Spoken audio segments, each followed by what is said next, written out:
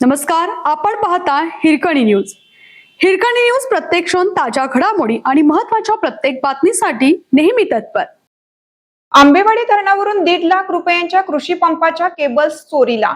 चंदगड तालुक्यात सर्वच भागात कृषी पंपाच्या केबल्स चोरीच्या टोळींचा धुमाकूळ झाला आहे. अशातच आंबेवाडी तालुका चंदगड येथील धरणावरून येथे 17 शेतकऱ्यांच्या सुमारे 1,48,000 रुपयांच्या केबल्स चोरून नेल्या आहेत. यापैकी सुमारे 75,000 रुपयांच्या केबल्स जागेवरच जाळून त्यातील तांब्याचे धातू काढून पलायन केलं. याबाबतची फिर्याद कलिवडे येथील शेतकरी विजय लक्ष्मण गावडे यांनी चंदगड पोलिसात दिली. 2 इसमांनी हे कृत्य केल्याचा संशय पोलिसांना आहे. सोमवारी दिनांक 11 रोजी पहाटे 1:30च्या सुमारास हा प्रकार घडला.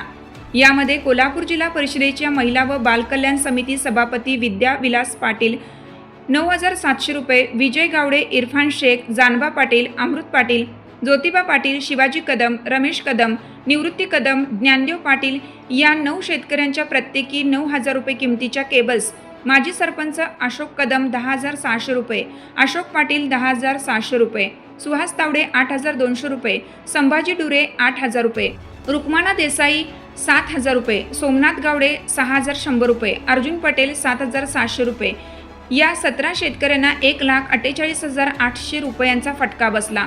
पोलीस उपनिरीक्षक VS कोळेकर अधिक तपास करत आहेत.